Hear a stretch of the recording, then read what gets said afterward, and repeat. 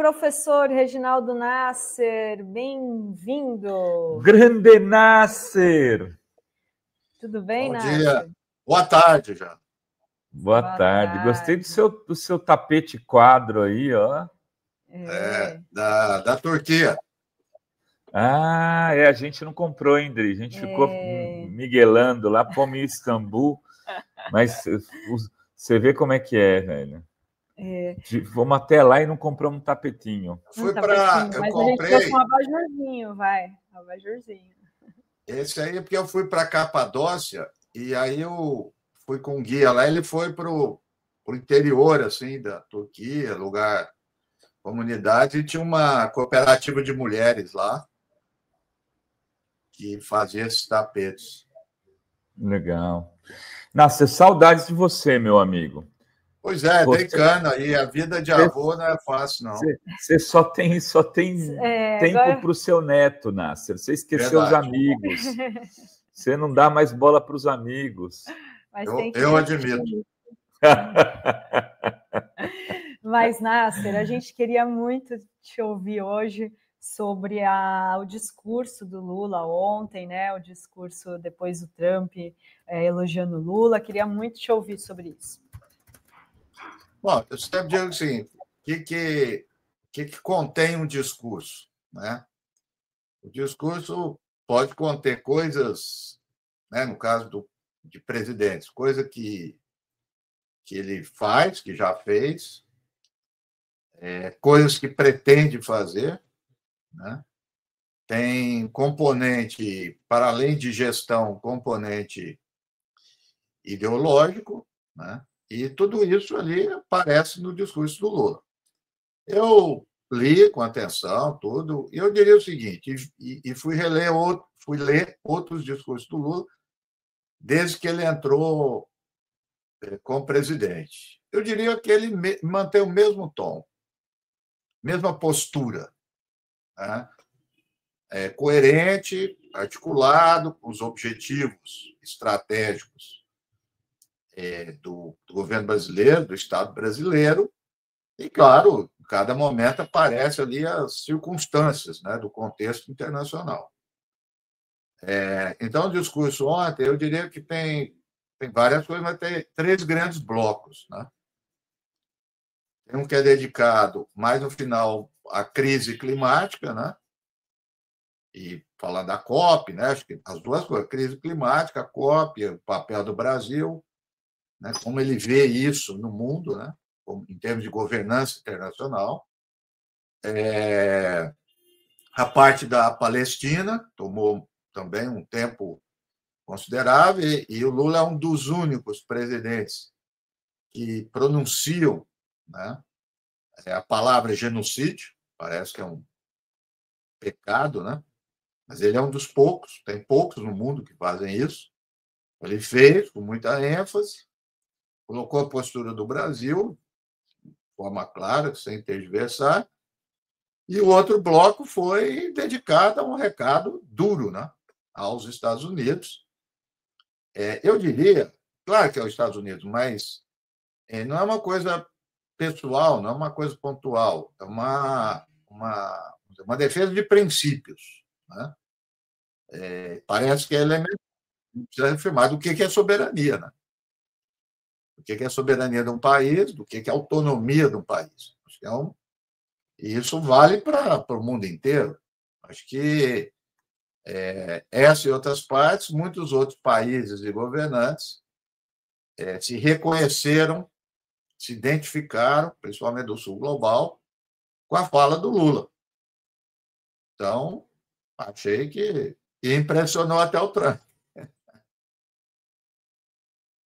Vai. Eu queria falar, inclusive, disso, porque me chamou a atenção o uso da palavra genocídio lá no discurso da ONU, me chamou a atenção a solidariedade a Cuba. Né? Sim, verdade. E veja, me chamou a atenção, e não só a minha, porque o Lula foi aplaudido, se não me engano, em 4 momentos. O primeiro foi quando ele fala de democracia e soberania inegociáveis no Brasil. Foi a primeira vez que ele foi aplaudido. A segunda, a terceira e a quarta foram. A segunda, se não me engano, é na ordem, eu não sei qual a ordem, viu, Nasser? Mas foi quando falou de Cuba, quando ele fala de Cuba. Venezuela. E Venezuela. Então foram 5. Depois, quando ele fala da Venezuela. Depois, quando ele fala da ausência do Mahamoud Abbas no plenário da ONU. No plenário, sim. E quando ele fala do genocídio da Palestina.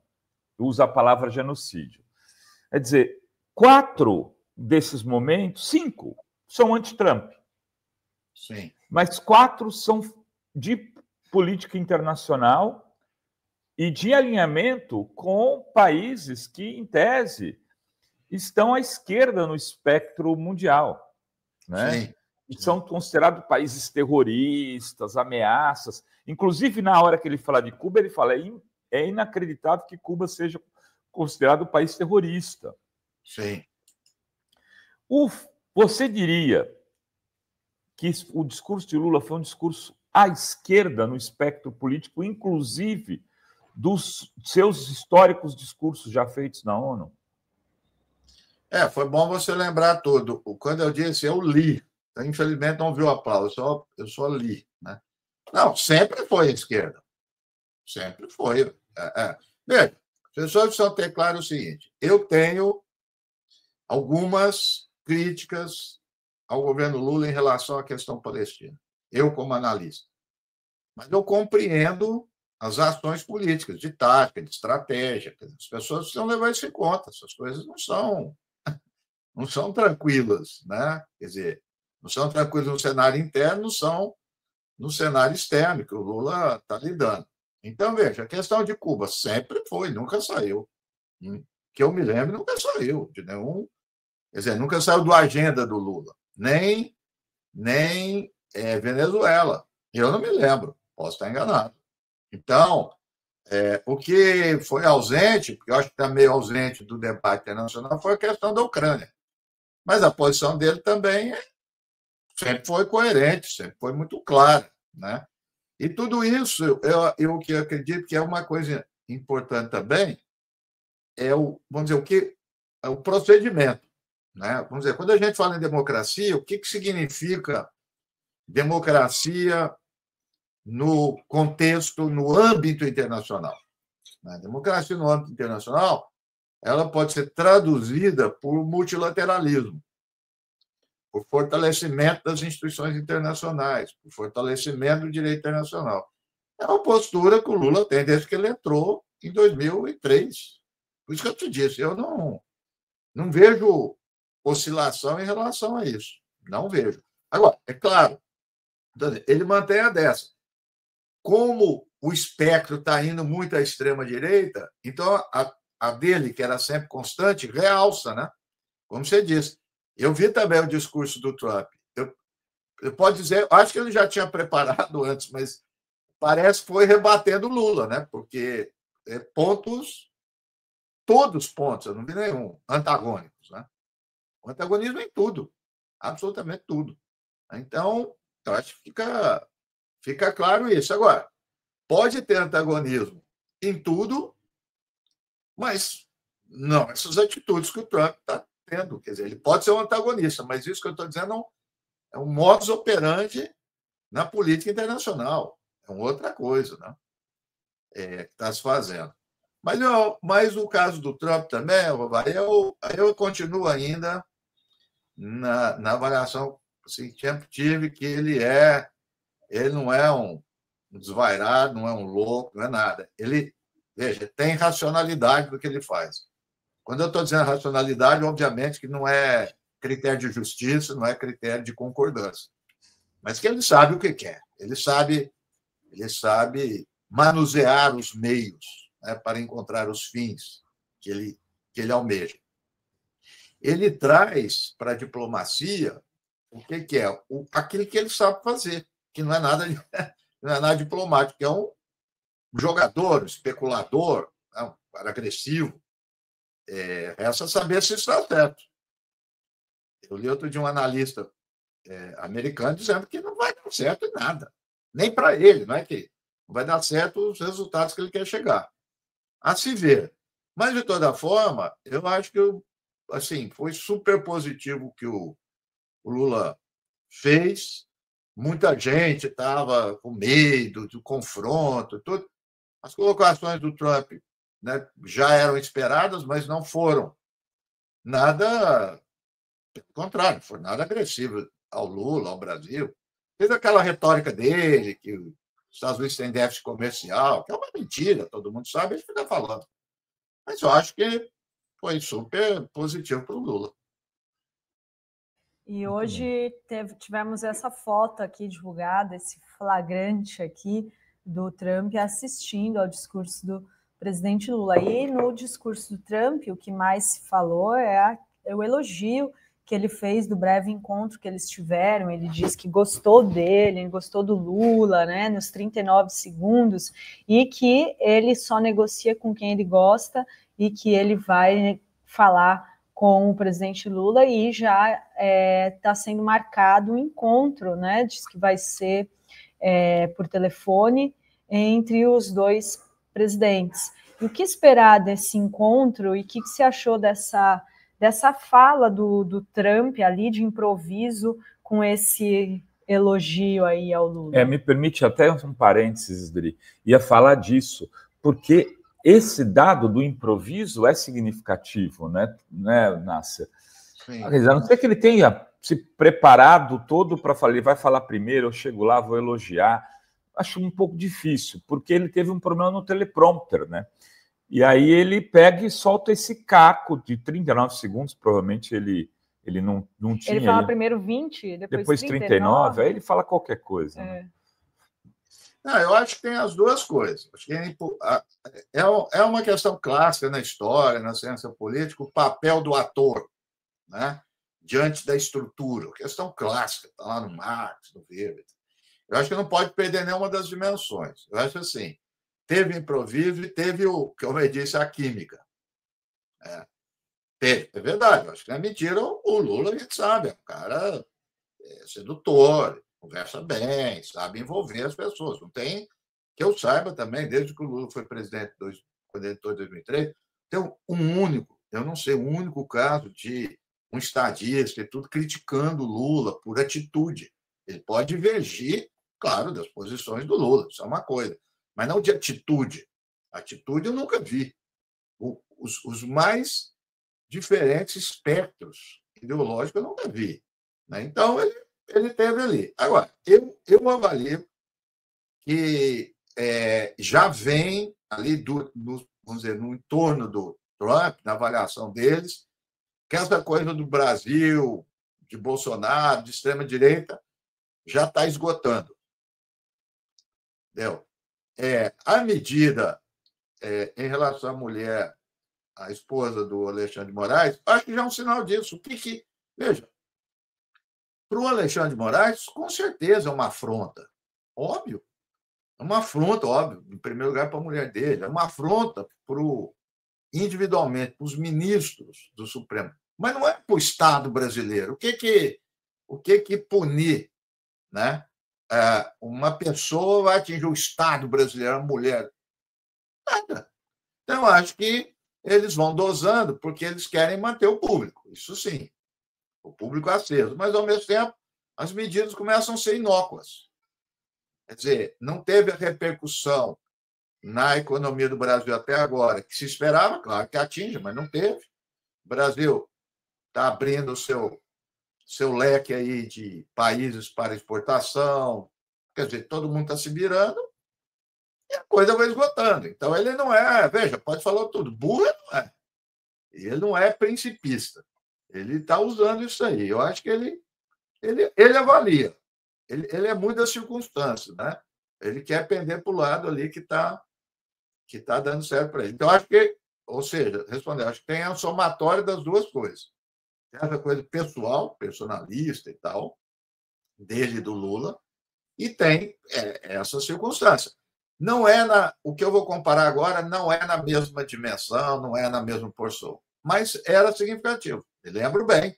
Nós estávamos no contexto do pós-11 de setembro.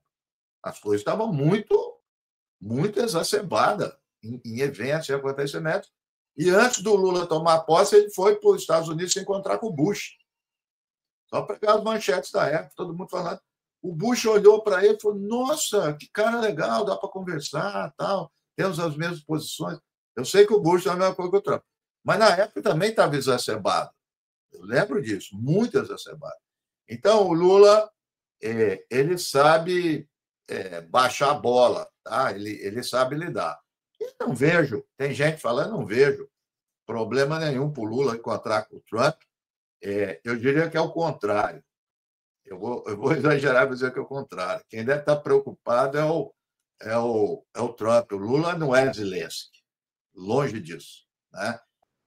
Quando o Trump encontrou o Putin, ele ficou mansinho também. Tratou, porque o Putin é de outro. Não é só a Rússia, mas vamos dizer, se fosse um outro estadista da Rússia, poderia ser, mas a estatura do Putin, né, e a estatura do Lula, o Trump não é bobo, ele sabe o terreno que ele pisa. Tem gente falando não, porque tem que evitar para ele não ser. Mas eu acho também, ontem mesmo eu falei, imagina, o Lula Você acha que o Lula vai prestar aquele papel de ficar assim, com cabeça baixa, ouvindo? Nem pensar, o Lula, né? As pessoas querem o seguinte, retirando tudo, quando o Lula chega na política propriamente dita, ele trouxe a bagagem que as pessoas têm em sua experiência, que ele nunca vai perder na vida, que é de um negociador, que é alguém que viveu num momento ditadura militar, arroxo na economia, recessão, e ele lá lidando com greve, com negociante. Ou seja, essas variáveis, a pessoa adquire uma expertise, não é de ficar lendo, de estudar, não, é um estilo de se fazer. E ele é muito bom nisso. Eu repito, que até hoje eu não vi ninguém, estadista ou diplomata, criticar a postura do Lula. Ele pode criticar uma proposta do Lula, mas não a postura do Lula. Eu nunca vi. E é essa bagagem que ele vai levar no eventual encontro. Eu vou dizer que quem está medindo muito se encontrar é o Trump, não é o Lula, não. Você acha que as manifestações de domingo influenciaram aí nessa mudança de tom do Trump com o Lula? Acho que não. Eu acho que é uma avaliação de desgaste mesmo vamos dizer, da agenda, da pauta, de que o Bolsonaro é inocente, que é contra a liberdade, tudo. Então, ele vai abaixando e vai concentrar em pessoas. Por quê? Outra coisa, vai. Eu tive com uma ex-aluna estudando muito sanções em geral dos Estados Unidos. Uma loucura. O Trump, em 2016, ele levou para o máximo 15 mil sanções no mundo. O Biden chegou, aumentou mais do que o Trump, e o Trump mais aumentou. Então, os Estados Unidos faz isso, fora Cuba e Venezuela, que é clássico, mas eu estou dizendo, pontualmente, tudo faz isso há muitos anos, em parte do Oriente Médio, Ásia, Rússia, e ele foca muito em pessoas, indivíduos, vai na pessoa tal. Então, estardalhaço tudo, mas assim, o país, por exemplo, a Venezuela continua comprando petróleo da Venezuela. Ponto, né? Então, assim, chegou a nós agora. É inesperado chegar ao Brasil isso, mas isso é uma prática dos Estados Unidos. Repito, não foi só o Trump. O Biden fez muito isso. E agora chegou no Brasil por causa do Eduardo e do Paulo Figueiredo, ou você acha que eles estão sendo só usados ali? É o boi de piranha, né? Veja só, as pessoas. O cara, gostando ou não, ele é presidente da maior potência econômica militar do mundo. O entourage dele, assessores, coisas, os lobbies, elites ali, quer dizer, um mundo de gente para influenciar. Ele viu esses dois caras aí, usou. Ele faz muito isso, ele usa, né? Ele usa as pessoas. Como eu disse, de onde que ele veio? de sistema financeiro, de jogo, que só usa pessoas. A gente sabe como é que é. É um mundo tão pior que a guerra, no sentido. Então, ele faz isso tranquilamente. Tranquilamente. E usa. Logo, logo, eu acho que eles já estão fora do cenário. Eu acho que não vai muito longe, não. A não ser circunstâncias. Então, se houver uma circunstância favorável, ele vai para cima. Eu não tenho dúvida nenhuma. Ele testa. Ô, Nasser, como é que você vê aí as eleições de middle term dos Estados Unidos? Você acha que os democratas podem recuperar o Congresso e mudar tudo isso, né? Porque aí viria a provável investigação dos arquivos lá da pedofilia, do Epstein. Ou você acha que nos Estados Unidos tudo se resolve, acaba mais em pizza do que no Brasil? Não acho que acabe em pizza, mas eu acho duas coisas antes de chegar nisso. Eu acho o seguinte: os democratas estão acusados. Ou seja, uma das questões pelas quais o Trump se elegeu não é, aspas, mérito dele também. É de crise do Partido Democrata. O Partido Democrata está arrebentado, não sabe para onde vai. Completamente desarticulado. Então, pontualmente, você está vendo o quê? Novas lideranças, como em Nova York. Vê lá alguém que defende palestino, que defende não sei o quê, dentro do Partido Democrata. Então, assim, são princípios. Então, o Trump ainda tem apoio na sociedade, porque a sociedade é conservadora. Não adianta a gente tirar isso da cabeça. Uma boa parte da sociedade americana é. Então, está equilibrado ali. Agora, claro, você tem circunstâncias. Se eventualmente vier algo nessa direção, dos arquivos, etc., é o ponto que vai virar. Eu, por acaso, estava na Argentina nessas eleições agora das províncias, né? Província de Buenos Aires, eu estava lá, né?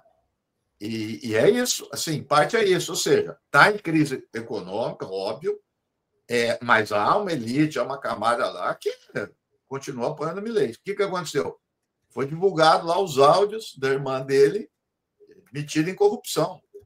E, aí deu uma levantada na diferença lá e perderam o Milei perdeu porque estava todo mundo falando era diferença entre 3% e 4%, foi para 13%, 14% de diferença. Então, esses eventos pontuais, assim, tudo, desgastam muito. Então, não tenha dúvida, se isso ganhar força, aí o papo é outro. Um pouco da Argentina, Nácia, já que você esteve lá. Você acha que o Axel Kicillof é o candidato mesmo do peronismo? Ele é o cara que tem chance de derrotar o Milei? Ele unifica o peronismo nesse grande espectro que é o peronismo na Argentina, que vai da direita, às vezes, uma Sim. direita até uma esquerda lá, dos movimentos. Qual que é a tua avaliação? Não saberia dizer aí as questões, vamos dizer, internas do peronismo, mas o peronismo está se remodelando também, né? Embora tenha uma tradição muito forte, ele está se remodelando. Então, agora, esse que ganhou as eleições aí, ele é uma figura, não é uma figura, vamos dizer assim, raiz do peronismo, né? Ele se identifica, mas não é. Mas ele conseguiu pegar uma parte de classe média, né? Bem que a Argentina está corroendo, né? Mas você tem, né? Principalmente, Argentina, vamos dizer, Buenos Aires, né? Buenos Aires, né? Então, é uma força de elite e tudo, né? Então, mas a economia, ela vai mostrar esses desgastes, porque, aparentemente, ela, pelo que eu vi da classe média alta, ela ainda não mostra desgaste. Eu me assustei. Vou te confessar que eu vou conversar com o economista. Saio lá sábado à noite, tudo lotado, bar, restaurante, um negócio impressionante. E caro, mais caro que São Paulo. Né? Então, também o Ladislau explica muito bem isso, mas são umas bolhas assim, né? Que nos ilude, né? Então, a pessoa olhando ali no espectro mais curto, ele já está iludido. Então, isso também vai cair na ficha.